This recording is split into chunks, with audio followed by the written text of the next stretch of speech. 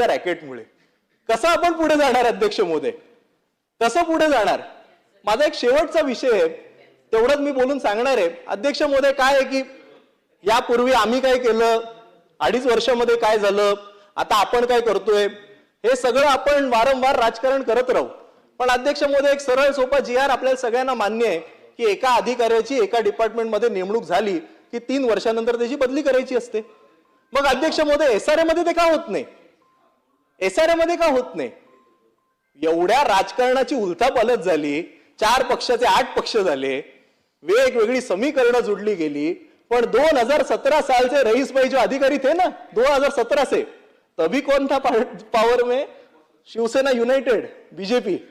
उसके बाद आया महाविकास आघाड़ी, उसके बाद आए शिंदे साहब, अजीत दादा, और ये पहले अजीत दादा भी नहीं थे, शिंदे साहब और बीजेपी, उसके बाद अजीत दादा ज्वाइन हुए, अब ये 3 आए.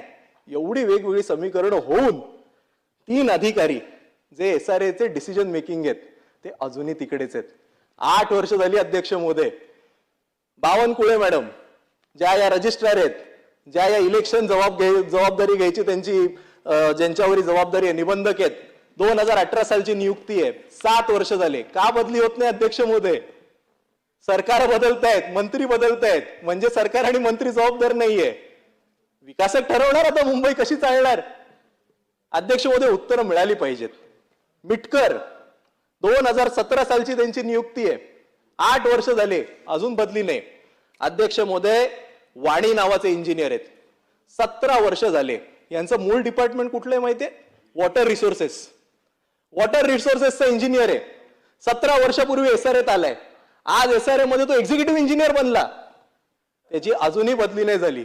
17 वर्षापूर्वी कोणाचं गव्हर्नमेंट होतं, आता कोणाचं गव्हर्नमेंट आहे, तेव्हाचे आमदार होते नाही, अजून आहेत नाही माहिती नाही, पण वाणी आहेत तिकडे आहेत. जोपर्यंत अध्यक्ष महोदय 7-7, 8-8 वर्ष अधिकाऱ्यांच्या बदल्या होणार नाहीत ना, तोपर्यंत माझ्यासारखे किती आमदार इकडे येऊन ओरडू दे, किती 13-2च्या नोटिसा पाठवू दे, मुंबईचा विकास होऊ शकणार नाहीत. हे सगळे विकासकाला मिळालेले लोक आहेत. माझी आपल्याद्वारे विनंती आहे, राजकारण व्हायचंय तेव्हा होईल, निवडणुका येईल तेव्हा तुम्ही किती चांगले आम्ही किती चांगले बोलत राहू, पण मात्र मुंबईच्या सामान्य गरिबांना जर आपल्याला न्याय मिळवून द्यायचा असेल तर कुठेतरी या SRA ला आपण वटणीवर आणलं पाहिजे. त्याकरता माझी सरकारला सुद्धा विनंती आहे, सरकारच्या मंत्र्यांना सुद्धा विनंती आहे, कोणतरी तुमच्याकडे येतं, तुमची जी खाती नाहीत, तुम्ही मुंबईचे नाही, कशाला फोन करून दुसऱ्यांच्या मतदारसंघामध्ये हस्तक्षेप करता? या गोष्टी बंद झाल्या पाहिजेत अध्यक्ष महोदय. मी अतिशय जबाबदारीने सांगतो, मी असं बोलणार नव्हतो पण मला बोलायला भाग पाडलं गेलं.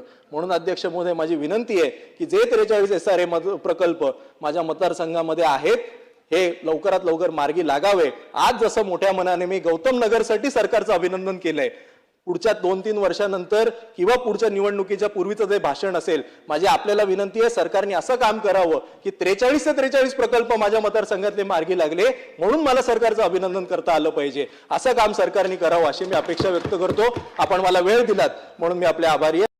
बोलायचंय माझ्या त्याच मतदारसंघामध्ये जय शिवसाई नावाचा प्रकल्प आहे, सेम केस.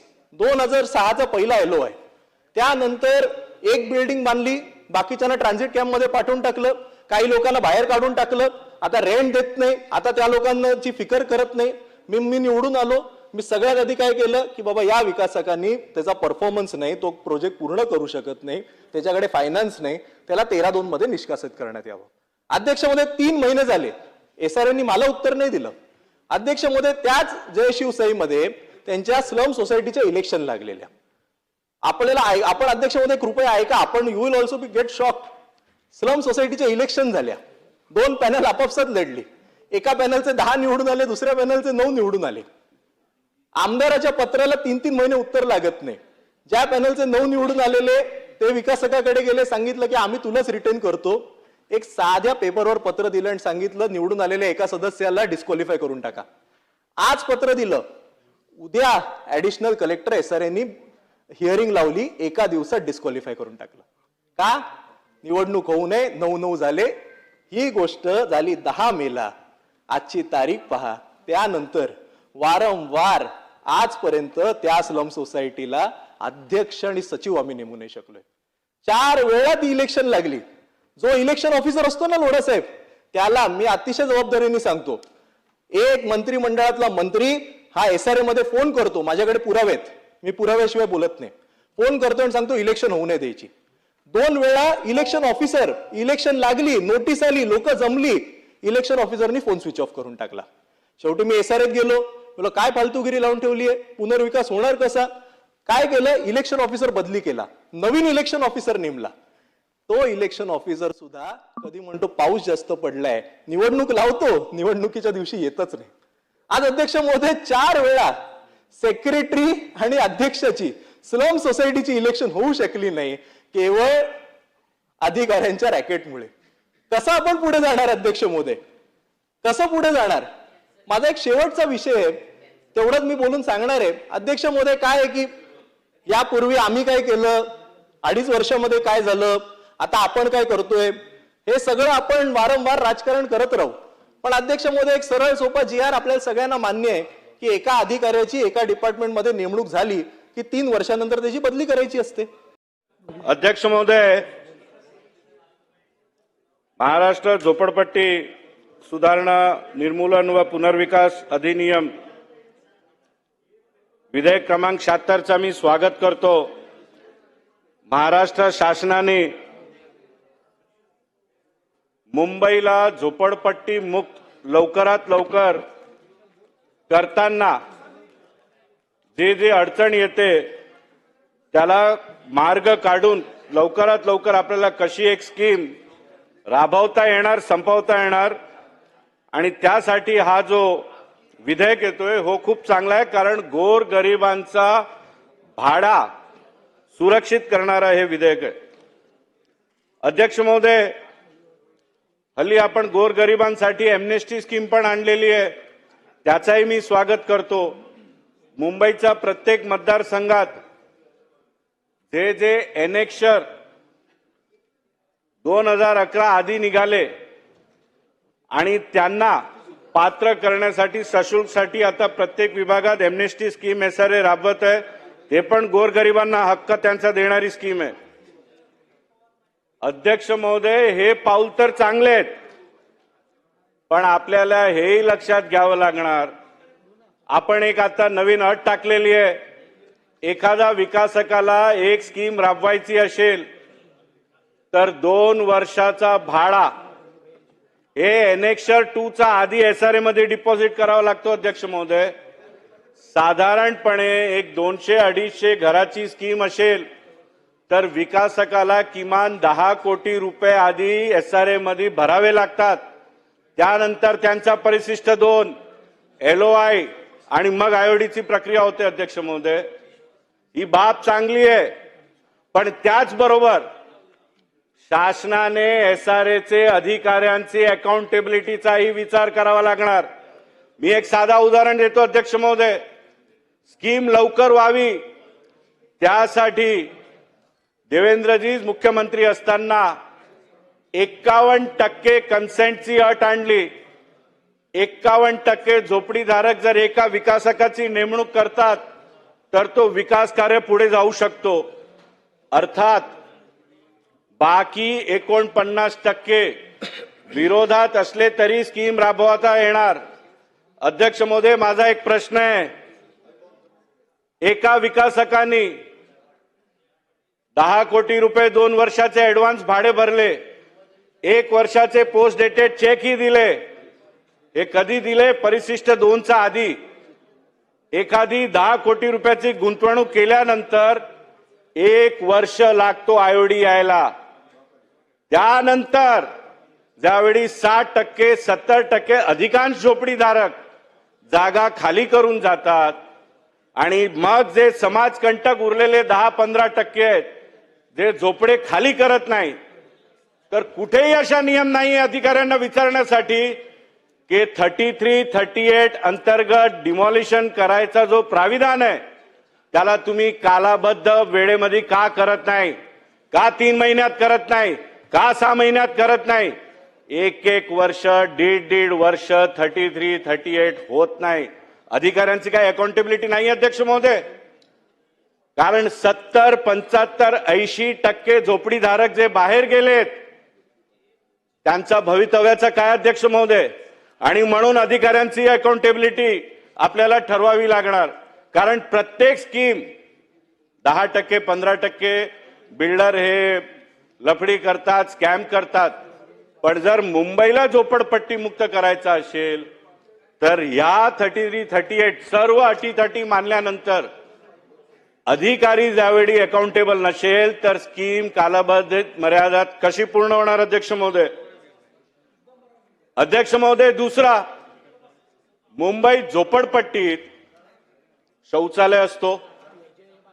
हा शौचालय एखादा नगरसेवक आमदारचा फंड मधनं बांधलेला असतो किंवा महानगरपालिकेचा असतो. एक बिल्डर ज्यांनी परिशिष्ट 2चा आधी 10 कोटी रुपये भरले, लोक घर खाली करून गेले. मग शासनचे वेगवेगळे विभाग 6-6 महिने, 12-12 महिने, 15-15 महिने तो एखादा स्टेज, एखादा शौचालय जिथपर्यंत निष्कासित करत नाही, बिल्डिंगाचं बांधकाम होऊ शकत नाही. त्याच्यासाठी अकाउंटेबिलिटी कोणाची हेही आपल्याला ठरवावं लागेल. अध्यक्ष महोदय, SRA ला आणखी चालना देण्यासाठी आपण 3311 स्कीम आणली की मुंबईचा एका भागात 1 लाख रुपये स्क्वेअर फीट भाव पण आहे आणि त्याच मुंबईचा काही भागात फक्त 15,000 रुपये स्क्वेअर फीट भाव आहे. पण जो खर्च 1 लाख रुपये स्क्वेअर फीट वाली जाग्यामध्ये एका विकासकाला आहे, तोच खर्च 15,000 रुपये स्क्वेअर फीट वाली जाग्यामध्ये पण आहे. म्हणून आपण काय आणलं? 3311 की तुम्ही इकडे PTC बांधा आणि ते तुम्ही दुसऱ्या जागात लोड करू शकतात. आता अध्यक्ष महोदय, गंमत बघा, बऱ्याच विकासकांनी 3311 केलं. 3311 स्कीम काय आहे की एखादा सोसायटीचा रिडेव्हलपमेंट जर आपण करत असतो तर 4 FSI जर आहे त्या प्रकल्पाला, 1.5 FSI हे आपल्याला कंपोनेंट बांधून SRA ला हँडओव्हर करायचा असतो. आणि ते जर आपण करत नसाल तर दुसऱ्या कुठे ते बांधून स्कीम क्लब करता येते आणि मग तुम्ही पूर्ण सेल कंपोनेंट बांधू शकतात. आता अध्यक्ष महोदय, मुलुंड, भांडूप कित्येक SRA ची 3311 ची स्कीम आहे जे डे 1 पासून प्लान वरती दाखवतात की 1.5 FSI अर्थात 1000 स्क्वेअर मीटरचा प्लॉट आहे तर 1500 स्क्वेअर मीटर मध्ये 300 फुटाचे घर त्याच वास्तूमध्ये आम्ही बांधणार, प्लॅन मध्ये आहे. पण बिल्डिंग संपायला आली, आजपर्यंत 300 फुटाचा एकही घर तिकडे नाहीये. अध्यक्ष महोदय, तर अभियंतेला माहिती आहे सर्व, कारवाई करत नाही. तर अभियंत्यांची अकाउंटेबिलिटीचा काय? जर मी आज या सभागृहात 10 पुरावे दिले की आज बिल्डिंग संपली, ओसी नाहीये, लोक राहायला गेली आहे, पण कंपोनेंटचा एक घर पण तिकडे नाहीये, तर शासन अभियंत्यांना निष्कासित करणार काय? कारण अध्यक्ष महोदय, हे जर स्कॅम थांबवायचा असेल ना तर अधिकाऱ्यांची अकाउंटेबिलिटी तेवढी महत्वाची आहे. अध्यक्ष महोदय, आपण हे खूप चांगलं आहे की भाई एखादी स्कीम बंद पडली आहे, आपण त्याची प्रॉपर्टी जप्त करू, पण आपण मुळात जात नाही आहोत. मुळात जाणं खूप गरजेचं आहे की हे ज्यावेळी स्कॅम होतात, अधिकाऱ्यांना डे 1 पासून सर्व माहित असते. एक बिल्डिंग 23 माळ्याची बांधायला 3 वर्ष लागतात. अधिकारी व्हिजिटला जात नाही का? ऑन पेपर जातात. मग तिकडे का नाहीये 300 फुटाचं घर?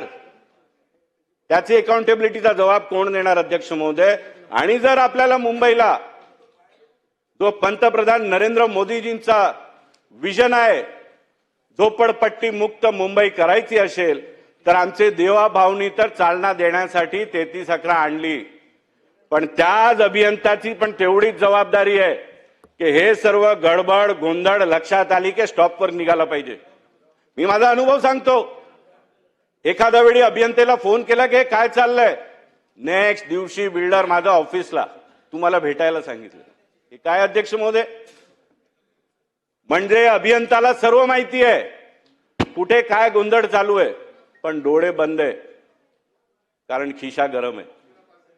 आणि म्हणून अध्यक्ष महोदय, माझी मंत्री महोदयांना विनंती आहे की हे करताना आपल्याला कडक कायदा अधिकाऱ्यांची अकाउंटेबिलिटीसाठी पण आणावा लागणार,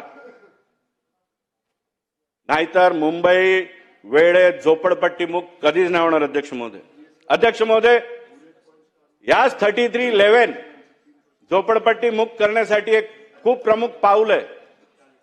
तर हे बघा, महानगरपालिकेचे इंजिनियर, त्यांना वाटलं आता आमच्याकडे फाईलच येत नाही, सर्व विकासक 3311 करतायत. त्यांनी धावपळ केलं, कार्टेल केला, 3320B आणली. आता मला हे कळत नाही, एक शहर मुंबई, एक स्कीम 3311, त्याची कार्बन कॉपी स्कीम 3320B आणि दोन वेगवेगळे प्राधिकरण कशाला? सेम स्कीम आहे, दोघांमध्ये तुम्हाला पीटीसी बांधायचं. आता उत्तर काय सांग? मी एका खूप सिनियर अभियंताशी बोललो, दोन्ही स्कीम सेम आहे, काय प्रॉब्लेम आहे? नाही, ते मोठे विकासक म्हणतायत 3311 SRA कडे जाते. तर ते SRA प्लॅनिंग ऑथॉरिटी आली, SRA ची आयोडी बघितली की जो मुंबईचा श्रीमंत भाग आहे तिकडे लोक म्हणतात नाही नाही SRA च्या स्कीम आहे तर आम्ही घरं विकत घेणार नाही, म्हणून 3320B आणली. आता हे दुसरं स्कॅम, 3320B स्कीम करताना पुन्हा एकदा याचात पण तुम्हाला पीटीसी कंपोनेंट द्यायचे. तुम्ही आयोडी घेतात, तुम्ही दाखवतात की ते कंपोनेंट आम्ही त्याच बिल्डिंग मध्ये बनवतोय. अध्यक्ष महोदय, बिल्डिंग तयार झाली, आजपर्यंत ते 300 फुटाचा घर 3320B मध्ये पण त्याच्यात नाहीये. अभियंते काय म्हणतात माहितीये? ओसी थोडी दिली आहे. म्हणजे तुम्ही सरकारला वेठीस धरणार, मूर्ख बनवणार, स्कॅम करणार आणि म्हणणार ओसी थोडी दिली आहे. अध्यक्ष महोदय, ह्या सर्वांची मुळात जाऊन आधीपासून अकाउंटेबिलिटी आपल्याला ठरवावी लागणार. अध्यक्ष महोदय, अध्यक्ष महोदय, विकासक 2 वर्षाचा भाडा ऍडव्हान्स भरणार, आधी परिशिष्ट 2 येणार, परिशिष्ट 2 नंतर LOI येणार. मला एक सांगा मंत्री महोदय, आपण परिशिष्ट 2 प्रारूब्ध करण्यासाठी वेळ मर्यादा देणार आहात का? अध्यक्ष महोदय, 1.5 वर्ष नाही होत, 1.5 वर्ष. म्हणजे समजा एखादा विकासक आहे, चांगला आहे, त्याच्याकडे पैसा आहे, गुंतवणूक आहे, त्यांनी 2-2 वर्षाचे ऍडव्हान्स भाडे भरल्यानंतर परिशिष्ट 2 तुमचे होणारच नाही 1.5 वर्ष. स्कीम कशी राबवणार आपण? SRA मध्ये लिस्ट काढा, किती अभियंते 8-8, 10-10 वर्षापासून बसलेत. महानगरपालिकेमध्ये 3-3 वर्षाने बिल्डिंग प्रपोजल मध्ये बदल्या होतात, SRA मध्ये का नाही होत? अधिकाऱ्यांचे बदल्यात नाही होत. 8 वर्ष, 10 वर्ष, 12-12 वर्ष का? त्यांची अकाउंटेबिलिटी नाहीये. आणि म्हणून अध्यक्ष महोदय, परिशिष्ट 2 ची वेळ मर्यादा ठरवण्यात येणार का? प्रत्येक जो पार्ट आहे या स्कीमचा, सबमिशन पासून परिशिष्ट 2, LOI, आयोडी आल्यानंतर जर 20%, 15% लोकांनी खाली नाही केलं तर किती वेळात, किती 3 महिन्यात तुम्ही सांगा? 3 महिन्यात जे समाजकंटक आहे, जे 15%, 20% नॉन कॉपरेटिव्ह आहे, त्यांना 3 महिन्याच्या आतमध्ये आम्ही डिमॉलिश करू, तर हे स्कीमला चालना भेटणार. अध्यक्ष महोदय, 2-2 वर्ष नाही होत, 100% लोक खाली करून गेली. तर महानगरपालिकाचं शौचालय तोडण्यासाठी आता तुम्ही मला एक लॉजिक सांगा, ज्या लोकांसाठी तो शौचालय बांधण्यात आलंय ते 100% खाली करून गेले. महानगरपालिका म्हणते नाही नाही, या शौचालयाची आम्हाला खूप गरज आहे. तुम्ही हे शौचालय कोणासाठी बांधलं होतं? त्या झोपडीधारकांसाठी. ते सर्व गेले भाडे घेऊन, मग शौचालय का नाही तोडत? अध्यक्ष महोदय, याची अकाउंटेबिलिटी कोण ठरवेल? की जर एखादा स्कीम मध्ये शासनाचा जो वेगळा विभाग आहे तो त्याची जबाबदारी बजवत नसेल आणि त्यामुळे मोठा आर्थिक नुकसान एखादी स्कीमला होत असेल तर त्या अधिकाऱ्यांवरती चौकशी करून आपण त्यांना निष्कासित करणार का? अध्यक्ष महोदय, ही सर्व अकाउंटेबिलिटी जिथपर्यंत आपण करत नाही आपली स्कीमाला चालना देता येणार नाही. हे खूप चांगलं पाऊल आहे, पण आपल्याला प्रत्यक्षात हेही बघावं लागणार की विकासक 100% पैकी 15% स्कीम अडकली आहे, पण 85% स्कीम पूर्ण पण होत आहेत मुंबईमध्ये. आपण विकासकला बघतो, पण आपण कधी हे बघितलंय का किती लाख घर या झोपडीधारकांना भेटले आणि ते चांगल्या घरात जाऊनच राहत आहेत. जसं आपण म्हणतो, टाळी एका हाताने वाजत नाही अध्यक्ष महोदय. आपल्याला आपला SRA विभाग चांगलाच आहे. मुख्यमंत्र्यांचा 100 दिवसाचा कार्यक्रम मध्ये पहिला क्रमांकवरती आलेला विभाग SRA आहे. सर्व अधिकारी तसे नाहीये, पण जर 40% पण अधिकारी तसे आहेत, तर मुंबईमध्ये झोपडपट्टी पुनर्विकासाला चालना कशी भेटणार अध्यक्ष महोदय?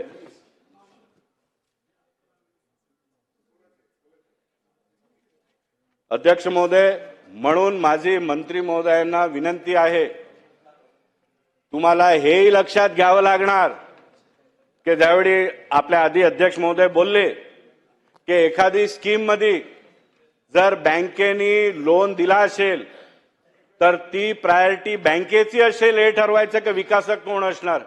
अध्यक्ष महोदय, माझा मुळात प्रश्न आहे की बँक ज्यावेळी लोन देते, जसे माझे मित्र अमित साटमजी बोलले, त्यांचे पण कायदे आहेत. एखादी स्कीम ज्याच्यात 100% घरं खाली झाली नाही, फेज 1 मध्ये खाली झाली आहे आणि तुम्ही फेज 2 एक झोपडा खाली झालेला नाही आणि बँकेने जर लोन दिली आणि तो प्रकल्प रखडला, तर आपल्याला हेही लक्षात घ्यावं लागेल की ती बँकेची चूक आहे.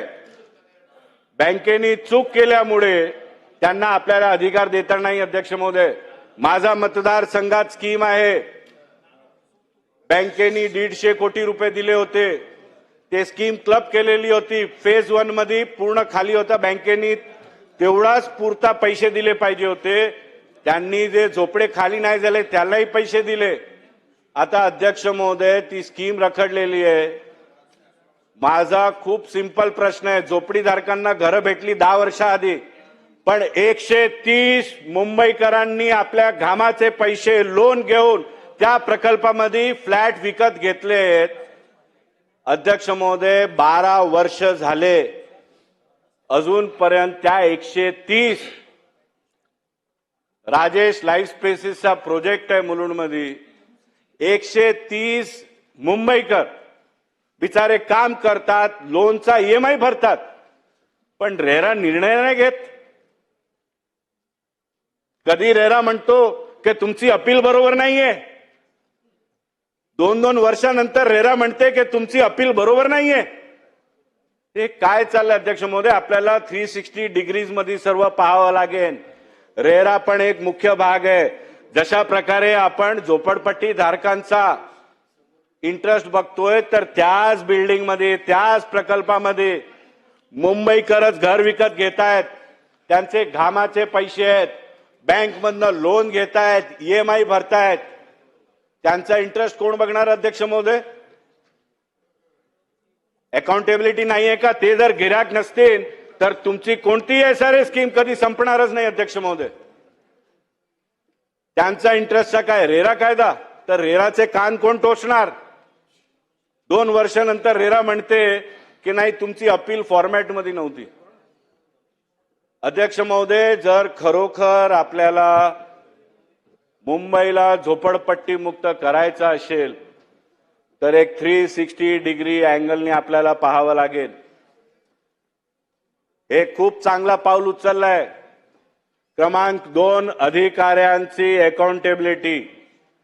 क्रमांक 3, मुंबईचे वेगवेगळे जे शासनाचे विभाग आहे ते जर दिरांगाई करत असेल तर त्यांची अकाउंटेबिलिटी ठरवा आणि ऍक्शनही ठरवा. क्रमांक 4, या प्रकल्पामध्ये जे मुंबईकर फ्लॅट विकत घेतात त्यांचाही इंटरेस्ट आपल्याला प्रोटेक्ट करावा लागणार. आणि अध्यक्ष महोदय, ज्यावेळी आपण हे 360 डिग्रीज बघून सर्वांचं संरक्षण करणार, तर निश्चितच पंतप्रधान नरेंद्र मोदीजींचा जो स्वप्न आहे मुंबईला झोपडपट्टी मुक्त करायचा, ते आपण करू शकू. खूप खूप धन्यवाद. सर्व मुंबईकरांना नमस्कार. आज मुंबईकरांसाठी मंत्रालयामध्ये एक अतिशय महत्वाच्या बैठकीचा आग्रह आमचे माजी खासदार गोपाळ शेट्टीजी यांच्या प्रयत्नाने आपण सुरू केलाय. आमचे सर्वच सहकारी या बैठकीला उपस्थित होते, सर्व अधिकारी उपस्थित होते. महानगरपालिका, नगर विकास विभाग, महसूल विभाग, सहकार विभाग आणि संबंधित सर्व अधिकारी. आणि एक चांगली सुरुवात या निमित्ताने होते, ती आपल्या सगळ्यांसाठी खुशखबर आहे.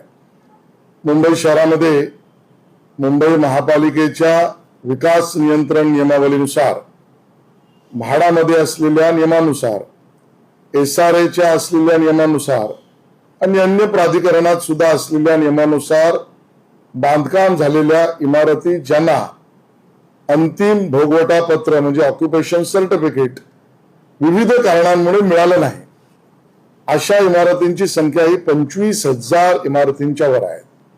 लाखो कुटुंब मुंबईकर या इमारतींमध्ये राहतात.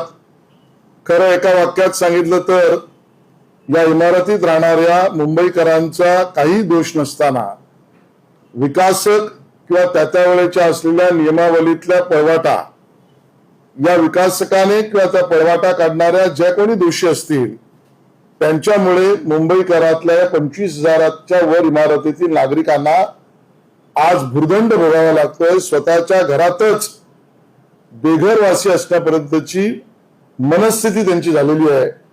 त्याच्यावर उत्तर शोधण्यासाठी आज गोपाळजी आणि आम्ही सगळ्यांनी बैठक घेतली आणि 2 ऑक्टोबर पर्यंत एक नवीन धोरण नगर विकास विभागाकडून या भोगवटा, अंतिम भोगवटा प्रमाणपत्र न मिळालेल्या इमारतींना सुटसुटीत पद्धतीने ज्या काही कायदेशीर अडचणी तत्कालीन इमारत बांधताना OC न मिळण्यासाठीची होती, त्यातनं सुटका मिळावी अशा पद्धतीचं निर्णय आणि त्याचं धोरण आता राज्य सरकार घेते.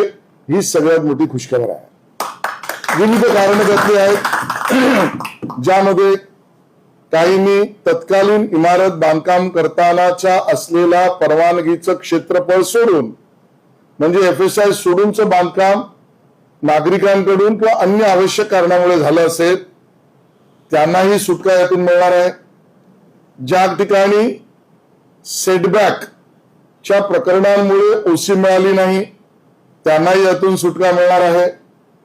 ज्या इमारतींच्या बाबतीमध्ये कंपल्सरी ओपन स्पेसेस मध्ये नियमावलीतली कुठलीही अडचण दूर न करता जर अडचणीमुळे निर्माण झालेला OCतला प्रॉब्लेम असेल, त्यांनाही सुटका मिळणार आहे. एक धोरण बदललं आणि दुसरं धोरण आलं, एक DCPR बदलला, दुसरा DCPR आला, तर चेंज ऑफ पॉलिसी धोरणांमुळे ज्या इमारती अडकल्यात त्यांनाही सुटका मिळणार आहे. आणि ज्या इमारतीमध्ये कंपल्सरी बंधनकारक विविध प्रशासकीय यंत्रणांना, प्राधिकरणांना जे क्षेत्रफळ आणि जागा किंवा फ्लॅट्स देणं आवश्यक होतं, त्यात बिल्डरने केलेल्या चुकीमुळे आतातल्या इमारतीतल्या लोकांना OC मिळालं नाही, तेही मिळणार आहे. आणि बरोबरीने सोसायटीने एकत्र येऊन OC घ्यावी हा आग्रह आमचा जरूर राहील.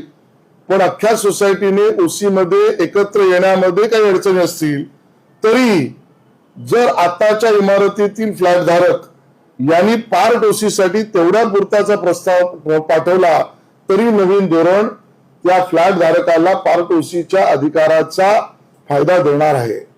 बरोबरीने जो अंतिम आराखडा अप्रूव्ड प्लॅन सोडून जो अधिकचा FSI हा वापरला गेला असेल, ज्याला आता फंजिबल FSI मुळे मंजुरी मिळणार असेल, तर त्या अप्रूव्ड प्लॅन पेक्षा अधिकच्या FSIचाच प्रीमियम हा त्यांना भरण्यासाठीची भूमिका सरकार घेते.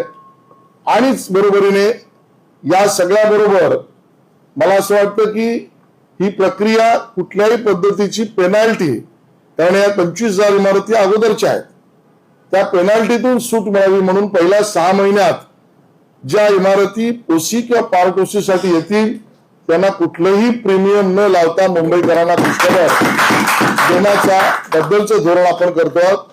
इत्थंभूत सर्व बदल धोरणामध्ये हे आपण अतिशय सूक्ष्मपणे मांडू, पण ही खुशखबर मुंबईकर नागरिकांना देणं आणि कर्तव्य म्हणून सेवक म्हणून काम करणं हे आपलं कर्तव्य आहे।